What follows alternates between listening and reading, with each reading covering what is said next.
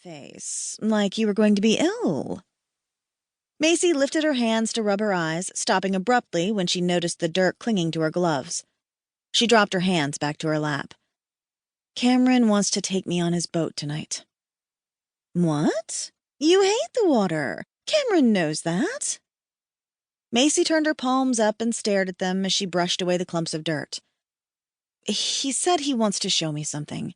A place he found while he was sailing. And I need to do better, Amy. Be better. For him. He deserves it. Oh, Mace. Amy knelt before Macy and took her hands. You don't need to be better for anyone. Why are you settling? Settling? Macy flicked her eyes up to meet Amy's. I'm not settling. You are.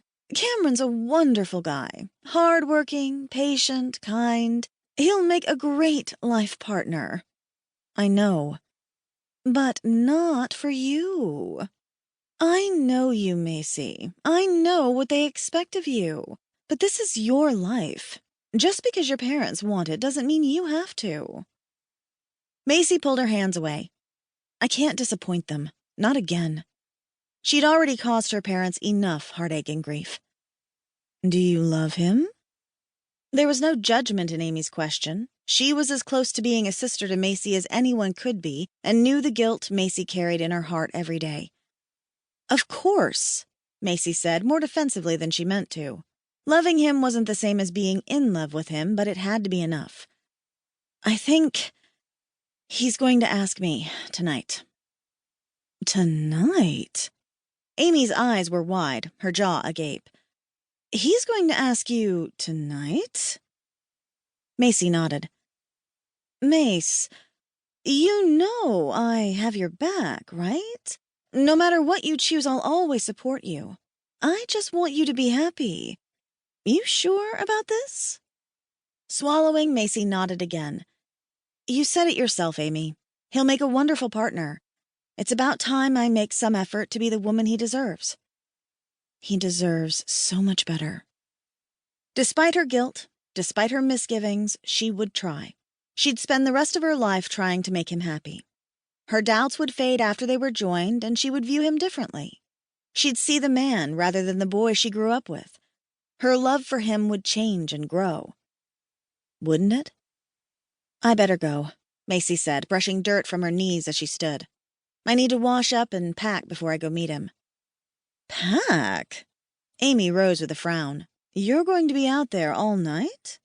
Macy took in a deep breath. I trust Cameron. Wherever he's taking me, it'll be safe. The fear slinking through her chest didn't diminish. You're right. Amy sighed and smiled. Be careful, okay? I expect to see you when you get back, so we can keep working toward being old crones together. Tears blurred Macy's eyes, but she laughed and stepped forward to embrace her friend. Amy squeezed her tight. I love you, Macy said. Love you too, Mace, even if you stink. Macy drew back. What? Do I? Can't meet Cameron reeking of sweat and dirt, can you? Go on. Amy waved her hands, shooing Macy away. I'll see you when you get back, and I expect to hear everything. Laughing, Macy said goodbye and maneuvered through the rows of corn. When she finally emerged, she stretched her aching legs and back and walked to the burner. She upended the sack, dumping the weeds into the flames, and turned to stow the pouch and gloves in the battered metal locker nearby. Leaving early. That isn't like you, Miss Macy. She turned and smiled. Hello, Uncle Malcolm. He limped toward her, his gait slow but steady, his expression full of its usual warmth. Malcolm wasn't related to her. He only had his wife, Tammy, as far as Macy knew, but his amiability and kindness toward everyone had earned him the title of uncle to most of the town. Uncle Malcolm worked in the greenhouses and fields, just like Macy, but he'd been a mechanic when he was younger. He'd worked on the complex machines that had been brought to Halora during the colonization, had kept them running for the good of the watch. But time hadn't been kind to the old equipment. Every year more of it broke down, never to run again. After Malcolm was injured by one, he taught another man his trade and went on to different duties.